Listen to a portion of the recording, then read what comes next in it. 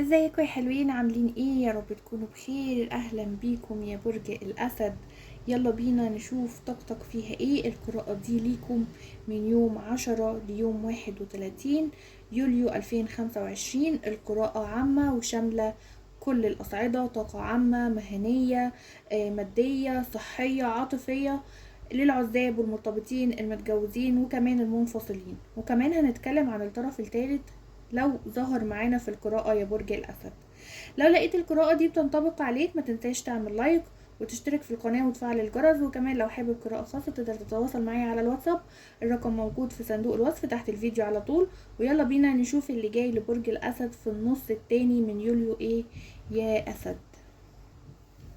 طيب، في البداية كده يا برج الأسد، أنا شايفة إن انت البعض منكم خارج من فترة كان فيها ضغط نفسي كبير عليه، فيها تعب نفسي وضغوطات كتيرة، يمكن بسبب قرارات اتأجلت عندك، بسبب حاجة انت بتفكر فيها وشغلاك، اشخاص كانوا بيحاولوا يقللوا من طاقتك يا برج الاسد. عندك يا برج الاسد عودة قوية للثقة بالنفس من تاني بعد فترة مريت فيها بضغوطات وتعب ومشاكل وقلق.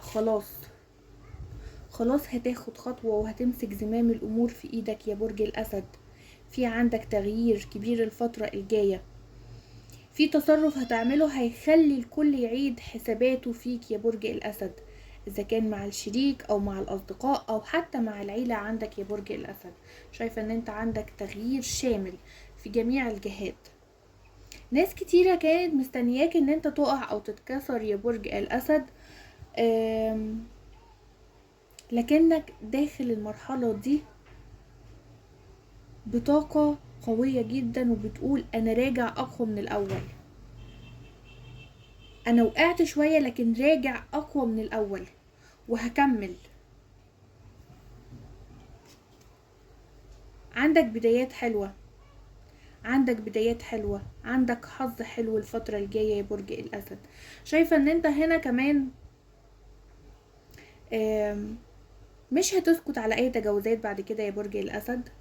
هتكون واضح وصريح مع اللي حواليك، ايا كان بقى صراحتك دي هتوديك لفين او هتخلي الناس اللي حواليك يتعاملوا معاك ازاي. هتكون صريح وهتقولي اللي حواليك.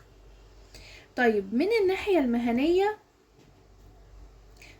المهنية والعملية هنا يا برج الأسد، فأنا شايفة إن في تغيرات كبيرة عندك في محيط الشغل. ممكن تكون هنا ترقية عند البعض منكم أو نقلة من مكان لمكان. لو البعض منكم هنا مستني شغل جديد، فأنا شايفة إن في فرصة جاية من جهة خارجية يا برج الأسد، أو حد من الماضي بيرجع يعرض عليك عرض جديد. هيرجع يعرض عليك، يعني شخص كان يتواصل معاك، شخص اتكلم معاك قبل كده وعرض عليك شغل يا برج الاسد، هيرجع يتكلم معاك تاني ويعرض عليك نفس الشغل او يعرض عليك شغل جديد او عرض جديد. لو ليك مشروع خاص يا برج الاسد، شايفة ان البعض منكم هنا ممكن يكون عنده مشروع خاص او حاجة. شايفة ان مشروعك الخاص ده في النص التاني من الشهر ده مناسب جدا ليك، ان انت توسع المشروع ده وان انت تاخد فيه خطوات ايجابية اكتر وتوسع مشروعك. هيكون حلو جدا ليك يا برج الاسد. خلي بالك بس من طاقة الحسد، خلي بالك من طاقة الحسد من ناس موجودة حواليك في محيط العمل يا برج الاسد. حاول ما تتكلمش عن نجاحاتك قدام الكل، خلي بالك. من الناحية المادية هنا يا برج الاسد، فانا شايفة ان في فلوس كانت متأخرة عند البعض منكم. يمكن انت بقالك فترة منتظرها يا برج الاسد، انت بقالك فترة قاعد شغال ومجتهد قوي، اذا كان في الوظيفة بتاعتك او اذا كان في شغلك الخاص، وقاعد بتشتغل ومجهد جدا ومركز في شغلك عشان تطلع احسن ما عندك. فلو انت بتعمل ده ففي فلوس جايالك من الشغل ده اللي انت تعبت فيه وارهقت نفسك فيه يا برج الاسد. يمكن الفلوس دي كانت متأخرة وبقالها كتير ما جاتش. يمكن الفلوس دي كانت متأخرة بقالها فترة يا برج الاسد، او ممكن كمان يكون في تعويض عن خسارة قديمة يا برج الاسد. حد هيعوضك عن خسارة او حاجة انت خسرتها في الامور المادية. من يوم 18 يا برج الاسد ليوم 25 يوليو في انفراجة مالية قوية جدا بالنسبة لك. البعض منكم هنا هيفكر في ان هو يستثمر او يدخل في شراكة جديدة مع حد، بس نصيحتك هنا يا برج الاسد اقرأ كل التفاصيل كويس، ما تخليش الحماس يغلبك ويبقى الموضوع مش مناسب ليك او تخسر بعد كده خسارة كبيرة. حاول تدير مصاريفك بذكاء الفترة دي، لان في التزامات مفاجأة ممكن تظهر في اخر الشهر ليك يا برج الاسد، فخلي بالك من امورك المادية شوية. بالنسبة للناحية الصحية والنفسية هنا يا برج الاسد، شايفة ان انت عندك تحسن واضح في امورك النفسية، في عندك تحسن واضح في الحالة النفسية، خاصة بعد يوم 15 يا برج الاسد. اللي كان بيعاني من ارهاق، اللي كان بيعاني من تعب جسدي، ممكن يكتشف سبب المشكلة ويبدأ علاج فعال الفترة الجاية يا برج الأسد. طاقتك هتبدأ تزيد تدريجيا، خصوصا لو بدأت تهتم بنفسك أكتر وتنام كويس، تهتم بأكلك وشربك يا برج الأسد. عايزة أقولك كمان خلي بالك من الضغط العصبي، ما تحملش نفسك فوق طاقتها يا برج الأسد، لأن انت بتمر بضغط عصبي كبير عليك، اذا كان في حياتك الاجتماعية او في حياتك العملية يا برج الاسد.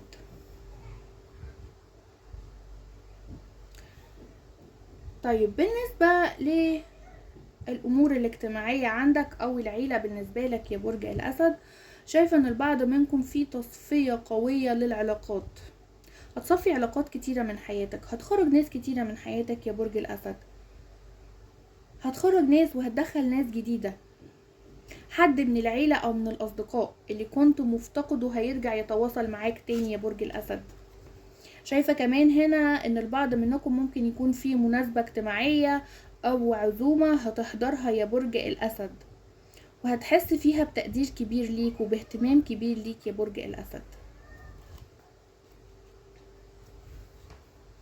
طيب عايزين بقى نشوف الطاقة العاطفية اللي الكل بيكون مستنيها، نشوف الطاقة العاطفية فيها ايه للعزاب والمرتبطين والمنفصلين. بس قبل ما نشوف الطاقة العاطفية، اللي ما حطش لايك يلا بسرعة ننزل نحط اللايك والكومنت الحلو بتاعنا والشير الحلو يا حلوين. هنبدأ هنا لطاقة العزاب في البداية زي ما احنا متعودين يا برج الأسد. شايفة هنا ان البعض منكم في شخص جديد داخل حياتك، في شخص جديد هنا داخل حياتك يا برج الأسد. هتشعر اتجاهه بانجذاب كبير، هتحس ان هو شخص مختلف، اللي هو الشخص اللي انت هتشوفه من اول نظرة يلفت نظرك يشدك ليه يا برج الأسد، من غير ما تبقى عارف انت مشدود ليه للشخص ده او ايه اللي عجبك فيه. شايفة كمان هنا ان العلاقة هتبقى فيها انسجام ما بينك وما بين الشخص ده، لكن في نفس الوقت العلاقة دي هتكون محتاجة صبر يا برج الأسد. الشخص ده مش سهل ان هو يتفتح بسرعة معاك ويتكلم ويبان مشاعره ويبان اللي جواه ياخد خطوة، لا الشخص ده مش كده خالص، شخص غامض، شخص ما بيتكلمش كتير، ما بيطلعش اللي جواه. الرسالة هنا جايلك يا برج الأسد ان انت ما تدخلش في علاقة عشان تنسى اللي فات، ادخل لما تكون مستعد فعلا تبدأ علاقة جديدة. تعالوا كمان نشوف الرسالة بتاعتك هنا برضو هتقولك ايه القادم عاطفيا ليك يا برج الأسد. طيب برج الأسد القادم عاطفيا للبعض منكم هنا، شايفة ان في مشاعر قديمة هتتجدد، شخص كنت نسيته يا برج الأسد هيظهر تاني ويطلب فرصة حقيقية منك يا برج الأسد من جديد. طيب ناخد طاقة المرتبطين أو المتجوزين. شايفة ان في هنا البعض منكم الفترة دي يا برج الأسد في طاقة انهيار، في طاقة زعل، او في خلافات ما بينك وما بين الشريك يا برج الأسد. يمكن خلافات يعني خلافات قديمة بقالها فترة، بس بدأت تظهر دلوقتي تاني، بدأتوا تتكلموا فيها تاني هنا. لكن في فرصة ان المشاكل دي تتحل او الزعل ده يتحل ما بينكم، في فرصة عشان ده يتحل، فرصة لحلها، فرصة للنقاش ما بينك وما بين الشريك يا برج الأسد. لو العلاقة مستقرة ما بينك وما بين الشريك هنا يا برج الأسد، ففي تجديد رومانسية، في تجديد حب، في تجديد طاقة ما بينك وما بين الشريك، في رومانسية جاية ما بينكم، في استقرار في العلاقة. بس محتاجين تتكلموا بصراحة وتخرجوا من حالة الصمت او الكتمان اللي انتوا فيها هنا يا برج الاسد، لان انا شايفة ان انتوا كتير في حالة صمت ما بينك وما بين الشريك. يمكن مفيش اختلاف، لكن في هدوء، في صمت، في جفاء في العلاقة شوية ما بينك وما بين الشريك يا برج الاسد.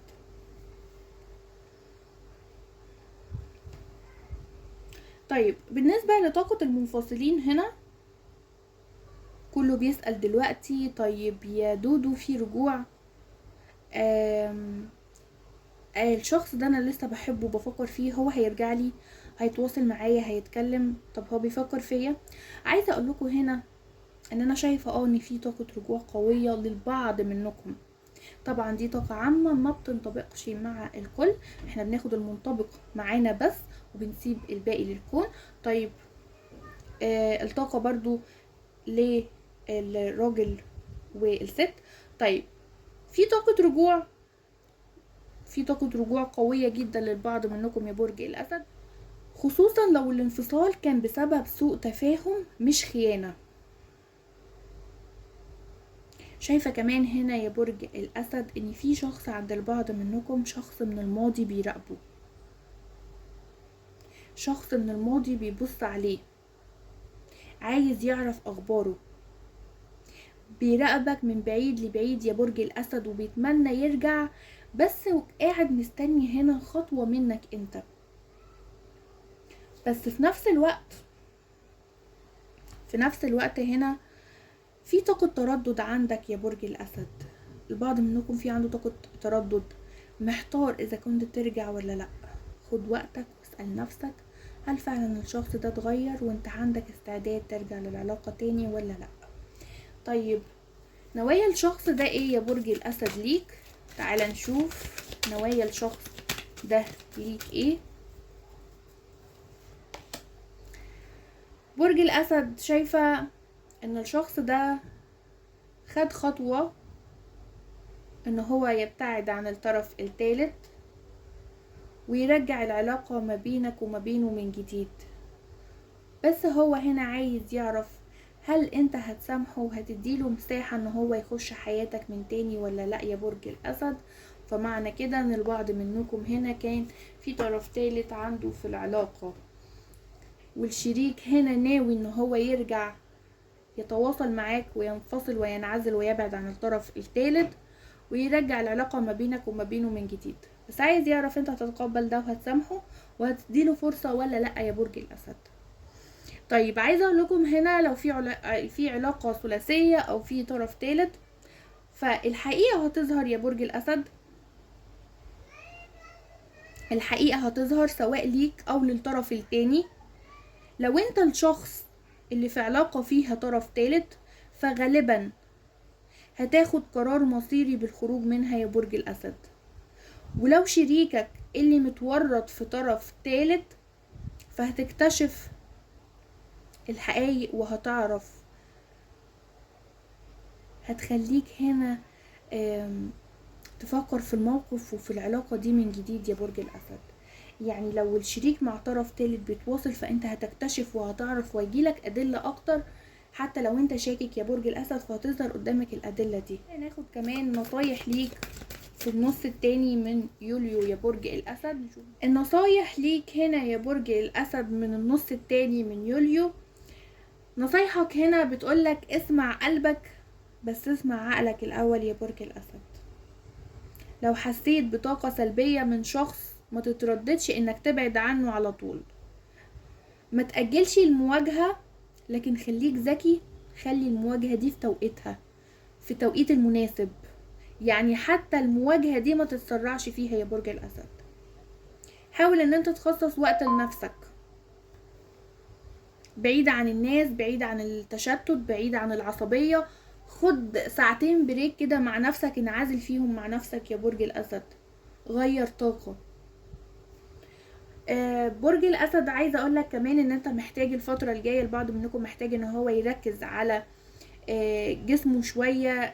محتاج إن أنت يبقى فيه عندك فيتامينات، محتاج أكل وشرب كويس، تهتم بنفسك. في عندك الفترة الجاية شفاء، وعندك تحسن في الحالة الصحية بشكل عام، في استشفاء قريب. وكمان البعض منكم في عنده تخلص من طاقات سلبية كانت مؤثرة عليه وتعباه جسديا، هيتخلص منها كمان. طيب ايام الحظ والدعم هنا بالنسبة لك يا برج الأسد هو يوم 11 ويوم 15 ويوم 18 و22 و27 يوليو. هقول لكم تاني: يوم 11 15 18 22 27. دي الايام اللي فيها الحظ والدعم اللي انت تقدر تاخد فيهم اي خطوة انت عايزها يا برج الأسد. طيب الايام بقى اللي انت تحذر فيها من التعامل او من اي خطوة: يوم 13 يوم 17 يوم 21 ويوم 29. عندك 4 ايام يا برج الأسد تخلي بالك منهم في ان انت تاخد قرارات فيهم، او ان انت تاخد خطوة فيهم مع الشريك، او اي خطوة في عمل.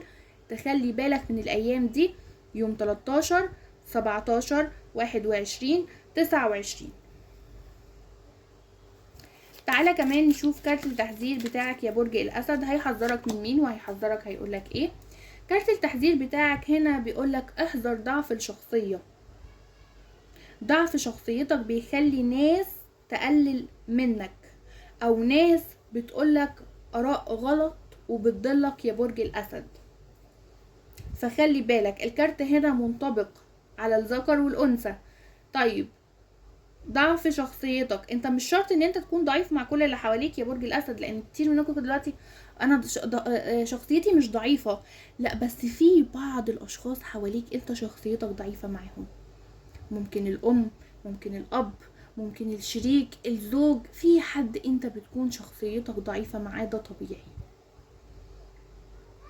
وفي ناس من الاشخاص دي، او في ناس بتبقى قريبة منك بتقولك في بعض الاوقات رأي غلط، فما تحاولش تمشي وراهم.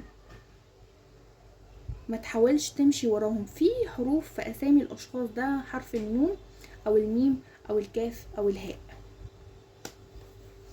طيب رسالة الجنيات ليك ايه يا برج الأسد؟ كمان ناخد لك رسالة كده نشوف رسالتك ايه. حلو.